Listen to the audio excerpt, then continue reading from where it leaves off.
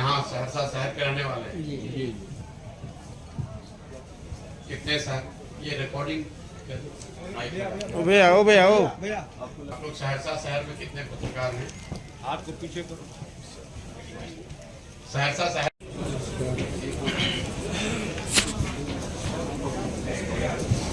आप लोग सब यहाँ सहरसा शहर के रहने वाले हैं। जी। कितने सर ये रिकॉर्डिंग भैया आप लोग सहरसा शहर में कितने पत्रकार हैं? आपको पीछे करो। सहरसा शहर में कितने पत्रकार हैं? बहुत है सर। 100+ होगा सर। 100+ है जी सहरसा शहर में। जी हाँ 100+ पत्रकार आप लोग जी यूट्यूबर मिला के। जी सब मिला के। चलिए तो अभी नमस्कार साथियों, यहाँ पर आने के लिए आपका बहुत बहुत धन्यवाद। आज जैसा कि आपको मालूम है, जन स्वराज अभियान के तहत जो पिछले 17 महीनों से पदयात्रा चल रही है, पदयात्रा सहरसा में तो अभी 1-2 महीने के बाद हम पदयात्रा के दौरान आएंगे। अभी मैं यहाँ अपने जो साथी जन स्वराज की सोच से जुड़े हुए हैं उनसे परिचय के लिए पदयात्रा से पहले हम लोग 2 दिन जिले में आते हैं। उसी संदर्भ में कल मैं सिमरी बख्तियारपुर में था और आज सहरसा में हूँ। पदयात्रा यहाँ पर खगड़िया अभी मेरा पूरा चलना बाकी है, तो करीब 20 दिन हम लोग खगड़िया में अभी चलेंगे। उसके बाद 20 फरवरी के आसपास, 20 से 25 फरवरी के आसपास में सहरसा में आऊंगा। जब सहरसा आएंगे तो 1 महीने के आसपास यहाँ रहेंगे। यहाँ के हर प्रखंड पंचायत में जाएंगे, यहाँ के विषयों पर, पदयात्रा के बारे में, पदयात्रा के अनुभवों के बारे में, सहरसा में जो लोग कह रहे हैं उन बातों पर चर्चा होगी। आज तो चूंकि हम सहरसा शहर में आए हुए हैं तो कुछ साथियों का ऐसा अनुरोध था कि यहाँ जो पत्रकार हैं वो कुछ बातचीत करना चाहते हैं, इसलिए मैं यहाँ पर हूँ। अभी मैं पदयात्रा से संबंधित जो मेरे अनुभव हैं 16-17 महीने के, उस पर कोई टीका टिप्पणी नहीं करूंगा। अगर आपका कोई सवाल होगा तो उस पर जवाब दे देंगे। बाकी आप जो सवाल करना चाहते हैं वो सवाल आप कर सकते हैं।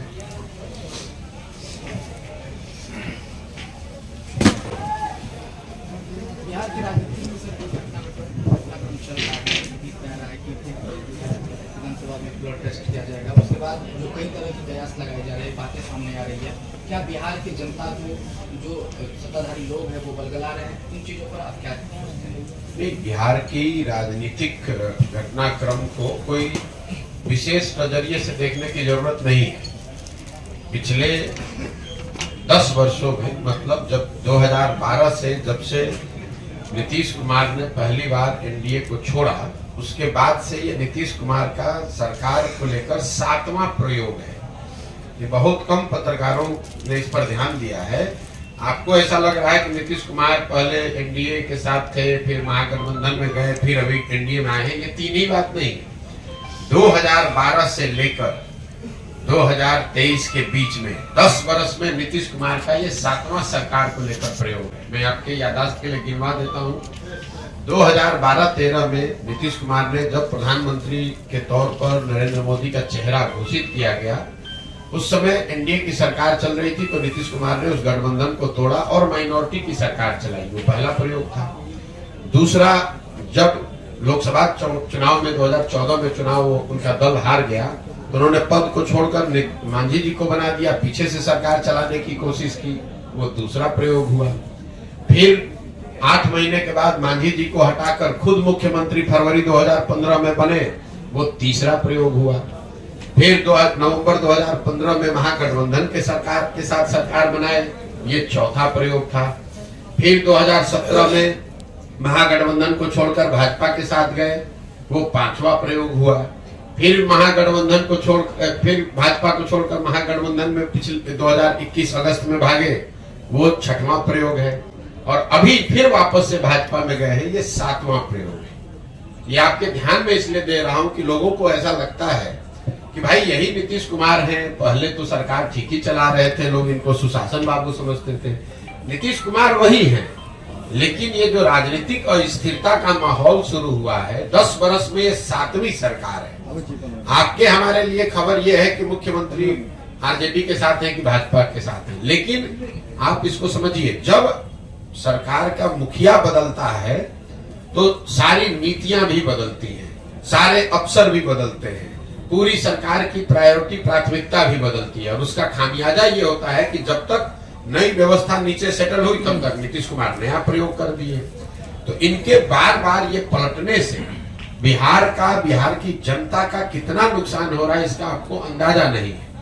2015 में 7 निश्चय के आधार पर महागठबंधन को वोट पड़ा, 7 निश्चय के कार्यक्रम शुरू किए गए, बिहार विकास मिशन बनाया गया। 2 वर्ष में जब तक वो कार्यक्रम जमीन पर उतरता है तब तक वो भाजपा में चले गए, तो 7 निश्चय हाशिए पर चला गया। भाजपा के साथ मिलकर जिन नीतियों पर आगे बढ़े, जब तक वो चीज जमीन पर उतरे तब तक फिर भाग के महागठबंधन में चले गए। इस वजह से बिहार की जनता का, यहाँ के प्रशासन, यहाँ के लोगों का बहुत बड़ा नुकसान पिछले 10 वर्ष में हो रहा है। और इसके साथ साथ राजनीतिक तौर पर नीतीश कुमार की जो भद पीट रही है वो तो पीट ही रही है, लेकिन नीतीश कुमार ऐसा कर पा रहे हैं इसके लिए सबसे बड़े दोषी 2 सहायक दल हैं, जो उसका नाम भाजपा और आरजेडी है। अगर नीतीश कुमार 7 बार पलटे हैं तो 3 बार इसमें भाजपा भी पलटी है, 3 बार आरजेडी भी पलटा है। भाई नीतीश कुमार ने तो कहा कि मैं अब भाजपा में नहीं जाऊंगा, लेकिन साथ साथ भाजपा के नेता अमित शाह ने भी कहा आज से 2-4 महीना पहले बिहार में आकर मंच से खड़े होकर कहा कि भाई नीतीश, बिहार की जनता, एक लोग आप सुन लीजिए, मैं अमित शाह ये बोल रहा हूं कि नीतीश कुमार के लिए भाजपा का दरवाजा हमेशा के लिए बंद है। वही नीतीश कुमार आज वही अमित शाह भाजपा नीतीश कुमार को आज मुख्यमंत्री बना रही है।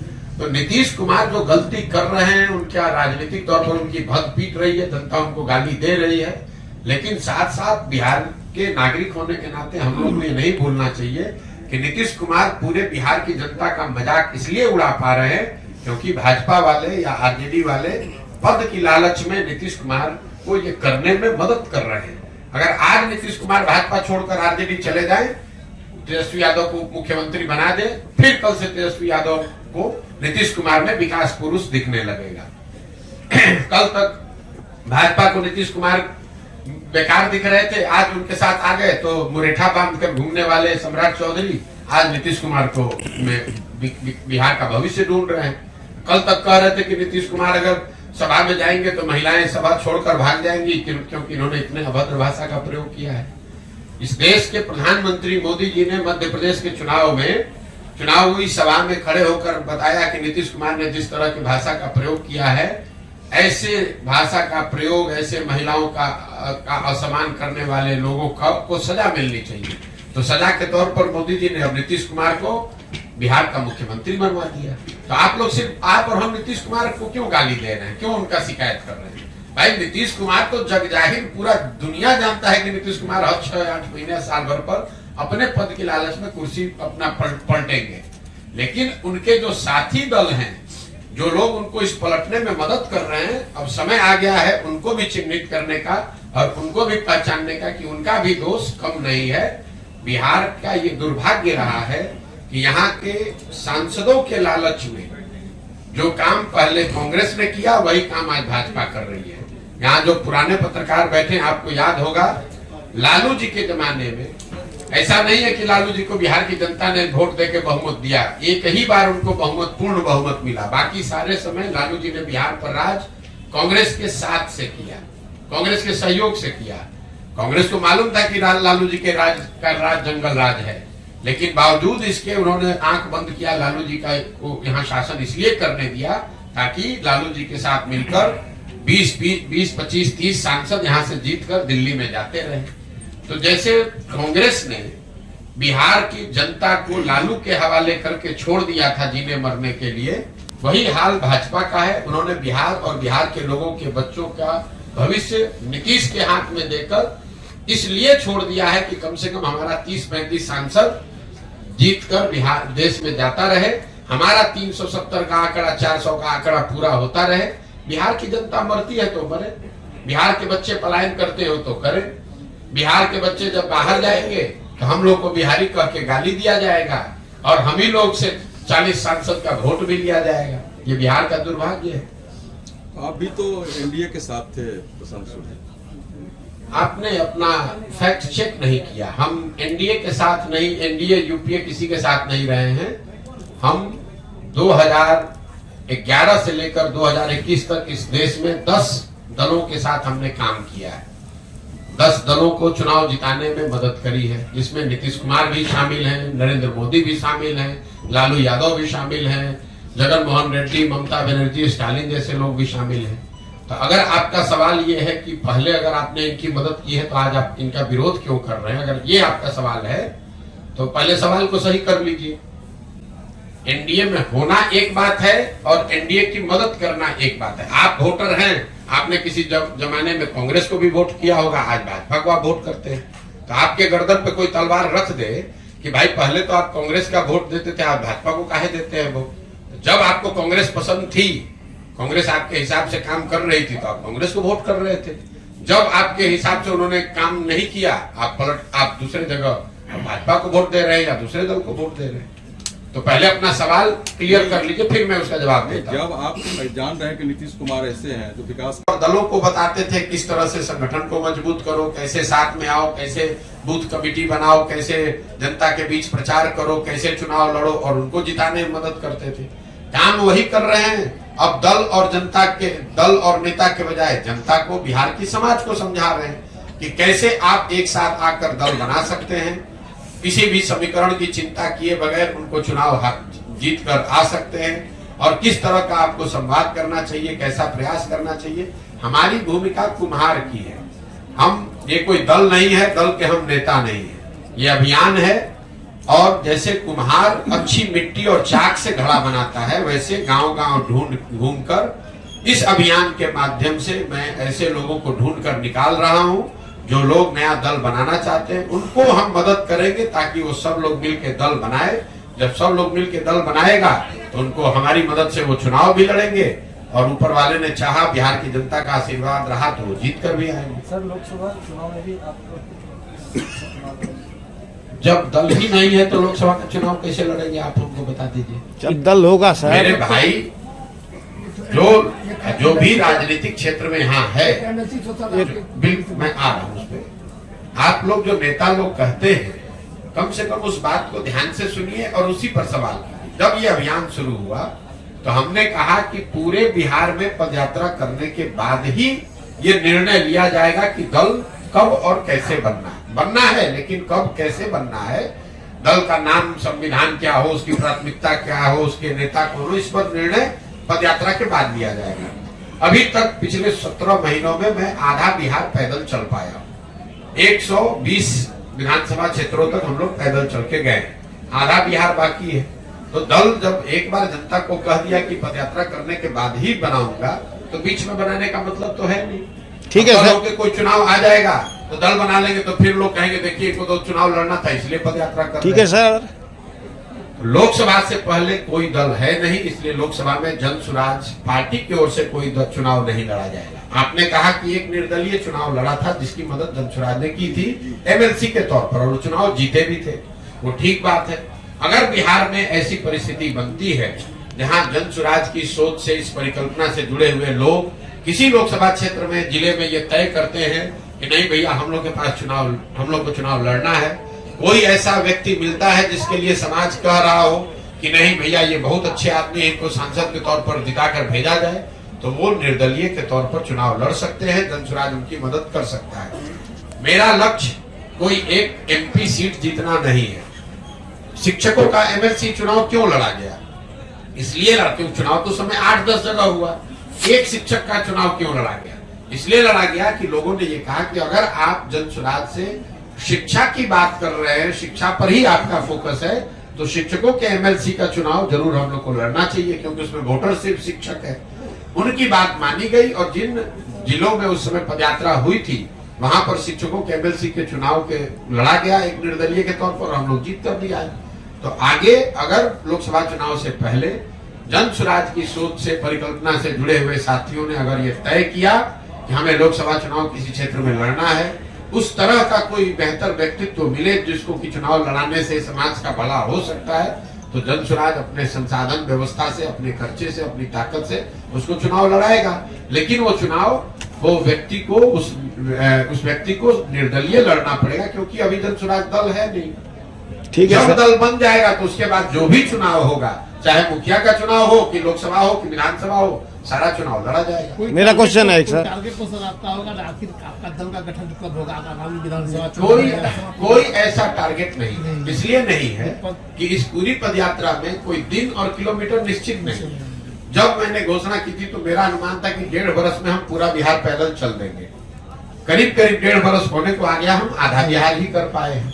लेकिन मेरे लिए जरूरी नहीं है कि जल्दी से पदयात्रा पूरी करें और दल बना दें। पदयात्रा के जो उद्देश्य है, बिहार को जमीन पर जाकर समझना, उन लोगों को ढूंढ कर निकालना जिसको समाज सही आदमी समझता है, उसमें जितना मैं सोच कर चला था उससे ज्यादा समय लग रहा है। लेकिन मैं करने के लिए वो कृत संकल्पित हूँ, चाहे उसमें 2 वर्ष लगे कि 6 वर्ष लगे, करेंगे वैसे ही करेंगे इसको पूरी ईमानदारी और शुद्धता से। आप देख रहे हैं कि पिछले 1.5-2 वर्ष से जब से मैंने पदयात्रा शुरू की है तो मैं कोई घर नहीं जाता हूँ, छुट्टी नहीं लेता हूँ।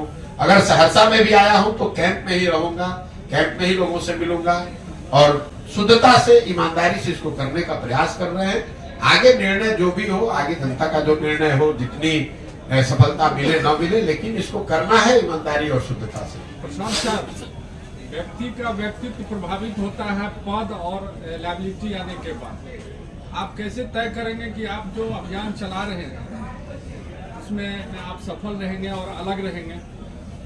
बिल्कुल सही बात है। ये आपका जो अनुभव है कि कई लोग पद पे आने के बाद उनका व्यक्तित्व, उनका चरित्र बदलता है। इसीलिए इसके 3 शब्दों में एक महत्वपूर्ण शब्द है सामूहिक प्रयास। सही व्यक्ति हो वो भी उसका भी व्यक्तित्व और चरित्र पद पर आने के बाद बदल सकता है। तो सही व्यक्ति हो, सही सोच हो, लेकिन उसके साथ साथ एक कोई सही व्यक्ति इसको नहीं सुधार सकता है। सामूहिकता की जो ताकत है, अगर हजारों लोग साथ में सही लोग आकर प्रयास कर रहे हैं तो हजारों लोग ओवरनाइट उनका चरित्र बदल जाएगा, ऐसा संभव नहीं है। तो जो 3 शब्द इस पूरी परिकल्पना के आधार है कि सही व्यक्ति का चुनाव किया जाए, मजबूत व्यक्ति का नहीं, सही व्यक्ति का। राजनीति में कई बार मजबूत को सही मानकर उसको आगे बढ़ाया जाता है। हम लोग की सोच यह है कि नहीं, सही व्यक्ति भले कमजोर हो, उसके पीछे साधन व्यवस्था लगाकर उसको मजबूत बनाया जा सकता है, लेकिन मजबूत व्यक्ति को सही मानकर अगर जिता दिया जाए तो ये जरूरी नहीं है कि वो सही हो। तो पहली बात है कि आदमी सही ढूंढ कर निकाला जाए। दूसरा, सोच उसकी सही हो। सोच ये हो कि बिहार को अगले 10 वर्ष में कैसे विकसित बनाना है, बिहार के लोगों को, बिहार के बच्चों का कैसे उनकी बेहतरी करनी है, बजाय इसके किसी जाति, किसी परिवार की बात हो। और तीसरा, किसी एक व्यक्ति पर पूरी व्यवस्था न आधारित हो। इसलिए सामूहिकता से, कोई प्रशांत किशोर इसको नहीं ठीक कर सकते हैं। अगर ऐसा होता तो हम कहते कि हम दल बना रहे हैं, हम सही व्यक्ति हैं, हमारी सोच सही है, हम इसको ठीक कर देंगे। मैं कह रहा हूं कि किसी एक प्रशांत किशोर के, 10 प्रशांत किशोर के आने से बिहार नहीं सुधरेगा। जब तक समाज से हजारों लोग एक साथ आकर, सही सोच वाले लोग एक साथ आकर सामूहिक तौर पर साथ मिलने, साथ चलने का, साथ काम करने का निर्णय नहीं लेंगे, तब तक सुधार संभव नहीं है। इसीलिए आप देख रहे हैं कि जो राजनीतिक दल बनाने में दूसरों को 1 दिन लगता है, 1 घंटे में लोग दल बना देते हैं, वो दल बनाने में ही मैं 2 साल 3 साल लगा रहा हूं। क्यों लगा रहा हूं? इसलिए लगा रहा हूं कि जो लोग ये दल बनाएं, जब ये दल बने, जो लोग इस दल को बनाएं, वो दल किसी जाति विशेष का ना हो, किसी व्यक्ति विशेष का ना हो, किसी परिवार का दल ना हो, बल्कि वो बिहार के उन सारे लोगों का दल हो जो लोग बिहार में व्यवस्था बदलना चाहते हैं, एक नया विकल्प, नया प्रयास के भागीदार बनना चाहते हैं।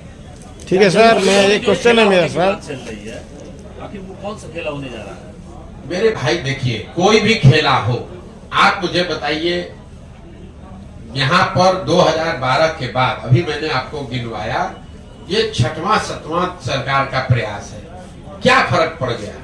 चाहे केंद्र में यूपीए की सरकार हो या केंद्र में अभी मोदी जी की सरकार है, बिहार में चाहे नीतीश कुमार महागठबंधन के साथ रहे, अकेले रहे या भाजपा के साथ रहे, बिहार में बच्चों के पढ़ाई की व्यवस्था तो हुई नहीं, बिहार में चीनी मिल तो चालू हुए नहीं, बिहार में लोगों को रोजगार मिला नहीं, पलायन थमा नहीं। तो किसी की भी सरकार बन जाए, किसी भी फॉर्मेशन में आ जाए, किसी तरह का खेला हो जाए, यहाँ परिवर्तन आने वाला नहीं है। खेला तो तब होगा जब जनता खड़ा होकर, जितने खेला करने वाले लोग हैं सबको झाड़ू मार कर बाहर जब करेगी, तब असली खेला होगा। मेरा क्वेश्चन है सर एक, जनसुराज पार्टी या जनसुराज अगर कोई दल बनाती है, हम उसको सत्ता में लाते हैं, तो क्या वो बिहार को विकास के मार्ग पे ले जाएगा? आप जो बिहार को विकास के मार्ग पर बिहार के लोग ले जा सकते हैं, कोई पार्टी कोई दल नहीं ले जा सकता है। अगर बिहार के, आपके सवाल का जवाब दे रहा हूं, बिहार के सही सोच रखने वाले लोग अगर एक साथ आकर राजनीतिक लोकतांत्रिक प्रयास करते हैं, उनके पास बिहार को सुधारने का एक सही जमीन से सोच समझकर बनाया गया प्लान हो, सही लोग हो, तो बिल्कुल बिहार को सुधारा जा सकता है। अगले 10 वर्ष में बिहार को देश के 10 अग्रणी राज्यों की श्रेणी में खड़ा किया जा सकता है। ये क्वेश्चन नहीं है सर, क्वेश्चन ये है, जैसे विधायक जीत के जाता है, चाहे आपका दल हो, वो विधायक यहाँ से जीत के जाएगा, हम लोग जिताएंगे, नया पार्टी को जिताएंगे, क्योंकि सब पार्टी को दिए एक बार मौका, कोई बिहार को आज तक विशेष राज्य का दर्जा तक नहीं दिलवा पाया। यहाँ तक कि जो भी पुराना चीनी मिल था, पेपर मिल था, वो बंद करवा दिया गया। तो हम नया दल चाहते हैं, लेकिन पर विधायक जो जीत के जाता है, वो विधायक जीतने के बाद भाई ऐसा हमसे घूस लेने का, कोई भी काम करने पे घूस देता है। ना भाई, आप इतने सीधे आप और हम भी नहीं हैं कि आप इतना इनोसेंटली कह रहे हैं कि हम लोग जिता रहे हैं और विधायक घूस ले रहा है। जब आप विधायक चुन रहे हैं, तो एक बार आपको विधायक बेवकूफ बना दिया, 2 बार विधायक बेवकूफ बना दिया, वो पिछले 50 वर्ष से आपको कैसे बेवकूफ बना रहा है? जहां पर लोग एक, सुनिए, आपने सवाल पूछा, सवाल जवाब सुन लीजिए। आप कह रहे हैं कि यहाँ पेपर मिल बंद है, पेपर मिल आपके यहाँ बंद है, पेपर मिल आज से तो बंद है नहीं, 50 साल से बंद है। उसके बाद भी वही सांसद, वही व्यक्ति, वही दल, वही व्यक्ति बार बार कैसे जीत कर आ रहा है? क्योंकि हमारे पास ऑप्शन नहीं है। बस ठीक है, तो ऑप्शन नहीं है तो वही नया विकल्प, नया ऑप्शन बनाने का प्रयास है, ताकि आपको मजबूरी में गलत लोगों को वोट न देना पड़े। आपको विधायक बेवकूफ नहीं बना रहा है, आप और हम या तो खुद से बेवकूफ बन रहे हैं, जात के नाम पे, धर्म के नाम पर 500 रुपया के लालच में, या फिर मजबूरी में हमें बेवकूफ बनना पड़ रहा है। नहीं, अभी हमको ऑप्शन मिला है, एक नया ऑप्शन मिला है। बिहार में पूर्ण शराबबंदी कानून लागू है, कितना सफल है ये, इसको